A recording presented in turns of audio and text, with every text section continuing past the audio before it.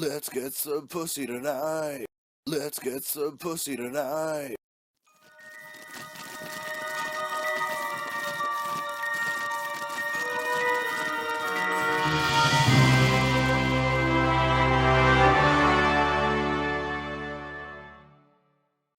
Yes, we're going to be going after the cream of the crop, ladies and gentlemen. Surprisingly, I've actually never really talked about Dave Meltzer, and I really thought that everyone really didn't like him.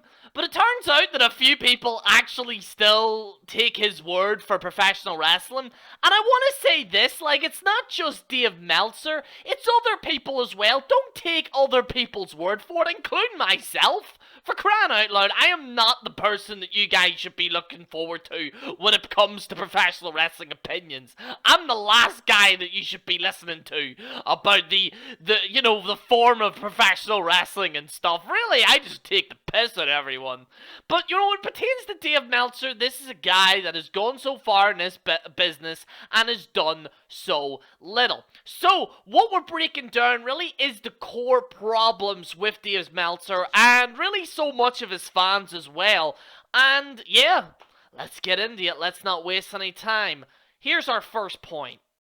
Number 1, he gets reports wrong.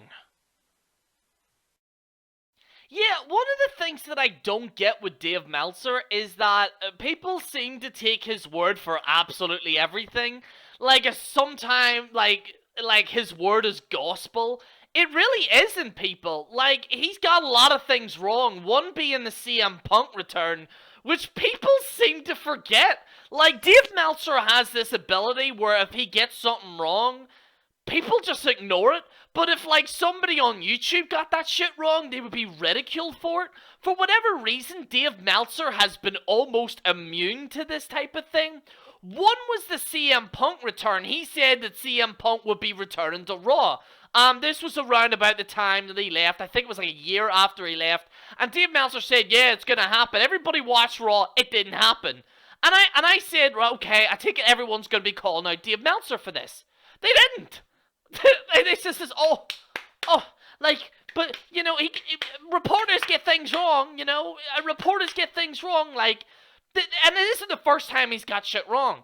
He's got plenty of other things wrong. And when Dave Meltzer does get shit wrong, for whatever reason, he's immune to this. Like, why do you guys have, like, and this is according to these Dave Meltzer fans, okay? Why in God's green earth do you ridicule people that might get a report wrong or whatever it might be, but when Dave Meltzer does it, you turn around and go, oh no, but it's only Dave Meltzer. You know, it's only Dave Meltzer. Like, you know, people get things wrong. You know, people get things wrong, you know? Like, and you're just like, yeah, but what if, like, somebody on YouTube gets shit wrong and you start ridiculing them for it? You don't give this, like, I mean, there's a double standard there. You know, a double standard when it comes to Dave Meltzer and other reporters. You know what I mean? Like, even websites, let's just say a website comes out with news and they get it wrong, right? Let's just say they get it wrong. People ridicule those sources for doing that. But for whatever reason, Dave Meltzer is completely immune to this. I don't get why. Why is that? Let's get to our next point. Number 2, his ratings are a joke. So, one of the problems that I have is his rating. Alright, now I actually have all his ratings up here for all the matches that he has, alright? Now, here's the thing, the subject of actually professional wrestling rating has actually been debated a lot. Some people say that it shouldn't be rated. I personally do think that if you are going to do a review, you have to do some form of rating, but in my opinion, to a certain degree as well, it's not necessary. If you don't want to do a rating, that's completely fine, alright? But this whole thing with the ratings is that if you are going to do a rating, then at least have it be mixed and consistent, okay? Now, what I mean by that is, don't have one promotion being pretty much the whole top fucking 10 of them, alright? Let me show you right now. This is Dave Meltzer's, his ratings. New Japan Pro Wrestling, There's another Japanese one. New Japan. Another one, PWG. That's not New Japan. That's the other one. But New Japan. So as you can see, bar one of them, the whole lot of them are from essentially Japanese shows. All right. Now, what that tells you is that if you are going to be rating something, you have to be fair. You can't be biased. This screams to me that Dave Meltzer is biased when it comes to Japanese wrestling. Now, I want to make things very perfectly clear here. And I know Kenny Omega's in the top of the list. I don't have a problem with Kenny Omega. Believe it or not, I actually don't have a problem with the guy. Okay? There are a few things that he does is actually very entertaining. Okay? I don't think he's as perfect as what people say, but I do think he's actually a pretty decent wrestler. My issue is, and by the way, and I hate to kind of burst people's bubble here, but see this whole, the Wrestle Kingdom thing and stuff like that. I seen the match, it went on too long, alright? A perfect match is 15 to 20 minutes, not a big long-ass goddamn match, okay? So that's just ridiculous to me, that the fact that this has got 6 stars. Okay, 6 stars, I think. Also, his rating in itself is ridiculous. You can't rate something out of 5 stars, okay? You either do it by 10, or you do it in alphabetical. That's the only way. I personally think that the 5-star rating is completely flawed. It doesn't let you judge what a product is and whether you should watch it or whether you're going to buy it. And this doesn't go for professional wrestling. It also goes for other things. So, as you can see, Kenny Omega's match at the top there, Kenny Omega's match again. And again, if you're a casual professional wrestling fan that has no need to watch Japanese wrestling, here's the thing, if you watch Japanese wrestling, that's fine, okay? I have nothing against that. But unfortunately, you have a few hipsters that pretend that they know everything about Japanese wrestling, and then they want to inform you all the time, and then they go by this list. And some of these people can't even tell you what actually happens in the match. Okay, but it was rated by Dave Meltzer. Yeah, because one guy's opinion means a lot. I always say this on countless occasions. Don't take my opinion for what I say either. You know what I mean? Opinions are like arseholes. Everybody's got one. Alright? But again, just the sheer bias of it.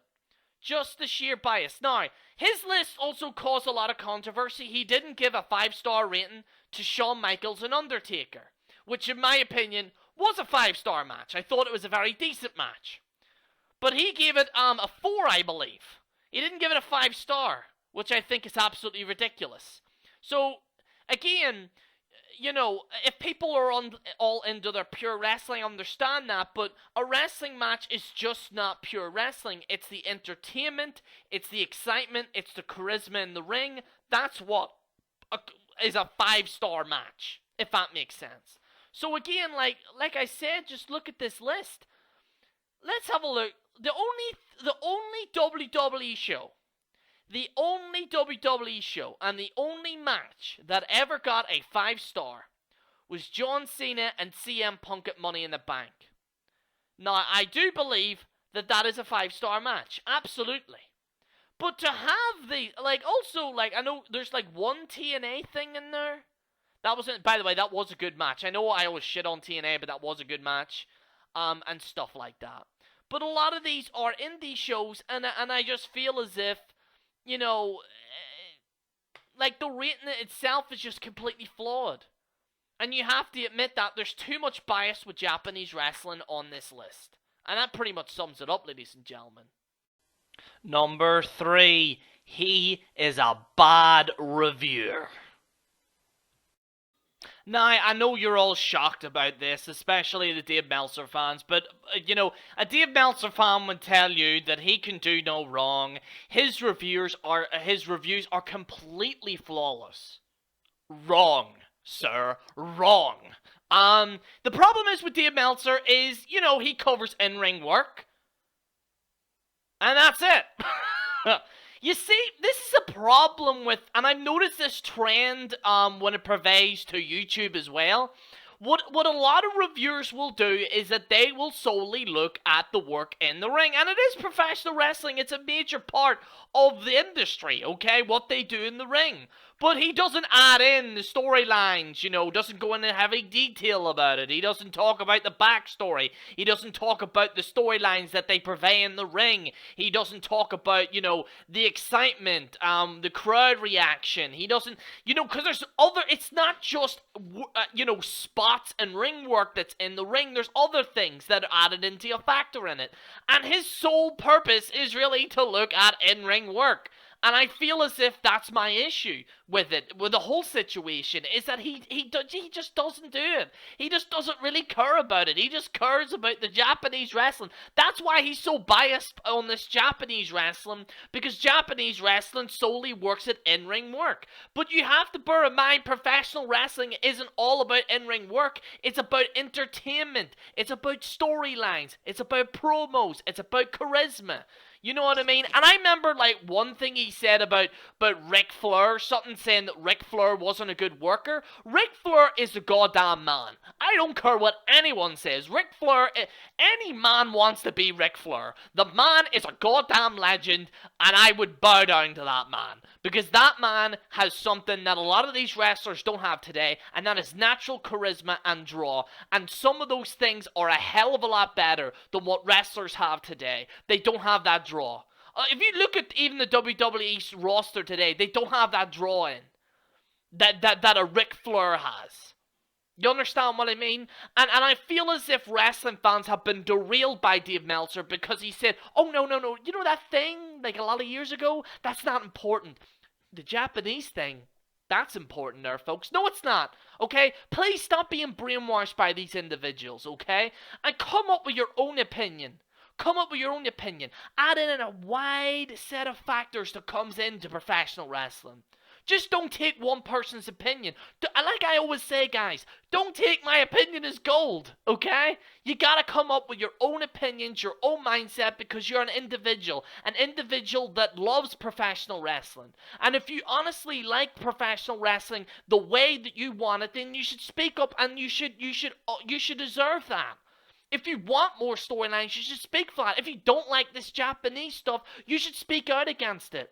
And I feel as if that the people is a majority of people that generally don't like this. And that's why wrestling has gotten to the point that it is. Now, don't get it twisted. I'm not this anti-smart, I hate all indie stuff, I hate all blah, blah, blah, blah. I do appreciate what Japanese wrestling has done. There's a lot of things that Japanese wrestling has done that is great for the business. I know a lot of you might be shocked by that. But the difference is that wrestling itself has to have many different factors. It's not just one section. And unfortunately, we've gone down a trend that has become very popular. And it is killing the business. If you want the business to do well, you have to look at other factors when it pervades to professional wrestling, not just one. It's like going to a shop, okay? You're not going to buy the same thing over and over and over again. Going to Dave Meltzer's reviews, it's like going to McDonald's and, oh, well, actually, kind of like a Big Mac. Actually, Big Mac's quite nice. It's kind of like ordering water, okay? Occasionally, you want to eat cheeky Dr. Pepper. Number 4, his reviews are boring. Now, this is subject to opinion, but personally, I would rather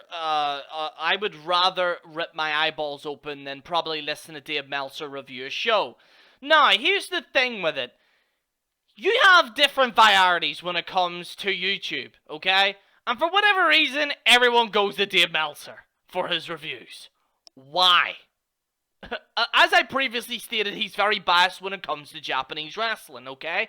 So I don't know why a lot of majority of people are going there, okay? When you want to see different varieties and different opinions when it pervades to it. And I always say this as well, check out other reviewers as well. You don't stick to the one person, okay? Open your mind. That's what I do. I open my mind, okay? Although I don't really check out as much professional wrestling channels as I do, you know, more in the, you know, this whole drama bullshit that's going on with Jake Paul.